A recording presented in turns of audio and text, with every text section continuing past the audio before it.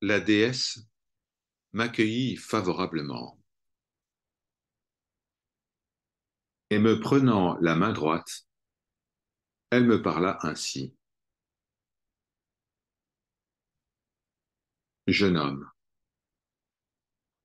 accompagné de conductrices immortelles, toi que les chevaux amènent dans ma demeure, réjouis-toi, car ce n'est pas un destin funeste qui t'a poussé sur ce chemin si éloigné de la route ordinaire des hommes, mais bien la loi suprême et la justice. Il faut que tu connaisses tout et les entrailles incorruptibles de la vérité persuasive et les opinions des mortels qui ne renferment pas la vraie conviction, mais l'erreur. Et tu apprendras comment, en pénétrant toute chose, tu devras juger de tout d'une manière sensée. Eh bien, je vais parler, et toi, écoute mes paroles. Je te dirai quels sont les deux seuls moyens de recherche à reconnaître. Le premier moyen consiste à montrer que l'être est et que le non-être n'est pas. Celui-ci est le chemin de la croyance, de la foi, car la vérité l'accompagne. L'autre consiste à prétendre que l'être n'est pas et qu'il ne peut y avoir que le non-être. Et je dis que celui-ci est la voie de l'erreur complète. En effet, on ne peut ni connaître le non-être, puisqu'il est impossible, ni l'exprimer en paroles. Sache que la pensée est la même chose que l'être.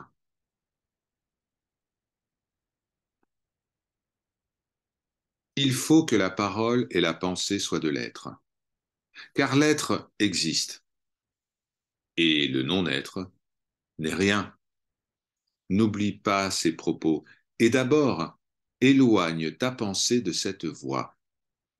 Ensuite, laisse de côté celle où errent, incertains, les mortels ignorants, dont l'esprit flotte, agités par le doute. Ils sont emportés, sourds, aveugles, et, sans se connaître, comme une race insensée, ceux qui regardent l'être et le non-être à la fois comme une même chose et comme une chose différente, ils sont tous engagés dans une voie sans issue. Mais toi, éloigne ta pensée de cette route et que la coutume ne te précipite pas dans ce chemin vague où l'on consulte des yeux aveugles, des oreilles et une langue retentissante, mais examine, avec ta raison, la démonstration savante que je te propose. Il ne reste plus qu'un procédé. C'est celui qui consiste à poser l'être. Dans cette voie, bien des signes se présentent pour montrer que l'être est sans naissance et sans destruction, qu'il est un tout d'une seule espèce, immobile et infini, qu'il n'a ni passé ni futur, puisqu'il est maintenant tout entier à la fois, et qu'il est un sans discontinuité. Quelle origine, en effet, lui chercheras-tu? D'où et comment le feras-tu croître? Je ne te laisserai ni dire, ni penser qu'il vient du non-être, car le non-être ne peut se dire ni se comprendre. Et quelle nécessité, agissant après plutôt qu'avant, aurait poussé l'être à sortir du néant? Il faut admettre, d'une manière absolue, soit l'être, soit le non-être, et jamais de l'être. La raison ne pourra faire sortir autre chose que lui-même. C'est pourquoi le destin ne lâche point ses liens, de manière à permettre à l'être de naître ou de périr, mais le maintient immobile. La décision à ce sujet est tout entière dans ces mots. L'être ou le non-être? Il a donc été conclu, comme cela devait être, qu'il faut laisser là se protéger inintelligible, inexprimable, car il n'est pas le chemin de la vérité, et que l'autre est réel et vrai. Comment, ensuite, l'être viendrait-il à exister? Dis-moi, comment naîtrait-il? S'il vient à naître, c'est qu'il n'est pas, et de même s'il doit exister un jour. Ainsi, se détruisent et deviennent inadmissibles sa naissance et sa mort. Il n'est pas divisible, puisqu'il est en tout semblable à lui-même, et qu'il n'y a point en lui de côté plus fort ni plus faible, qui l'empêche de se tenir uni et cohérent. Mais il est tout plein de l'être, et de la sorte, il forme un tout continu, puisque l'être touche à l'être.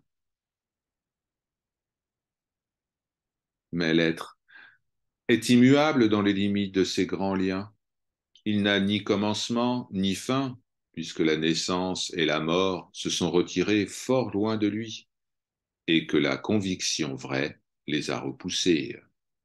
Il reste donc le même en lui-même et demeure en soi. Ainsi, il reste stable, car une forte unité le retient sous la puissance des liens et le presse tout autour.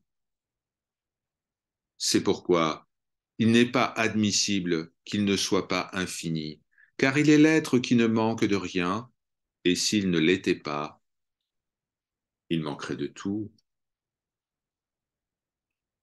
Contemple fortement ces choses qui sont présentes à l'esprit, quoiqu'absentes pour les sens, car rien n'empêchera l'être d'être uni à l'être, et rien ne fera qu'il soit dispersé entièrement et de tous côtés dans son arrangement, ni qu'il soit reconstruit. La pensée est identique à son objet.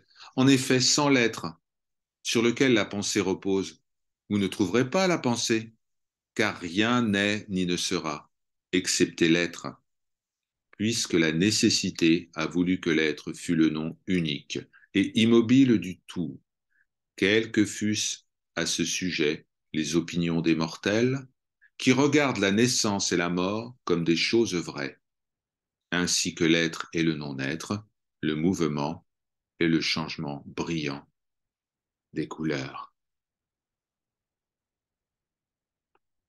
Or, l'être possède la perfection suprême, étant semblable à une sphère entièrement ronde qui, du centre à la circonférence, serait partout égale et pareille. Car il ne peut y avoir dans l'être une partie plus forte, ni une partie plus faible que l'autre. En effet, le non-être, n'étant pas, ne saurait empêcher l'être de former un tout homogène, et l'être ne saurait être privé d'être, ici davantage, là un peu moins, puisqu'au contraire, il est tout entier incorruptible, car il demeure égal de tous côtés dans ses limites. Jeune homme, je termine ici ma démonstration et mes réflexions au sujet de la vérité. Un jour, tu apprendras les opinions des mortels en écoutant la trompeuse harmonie de mes vers. Par leur grâce, Om Shanti, Shanti, Shanti.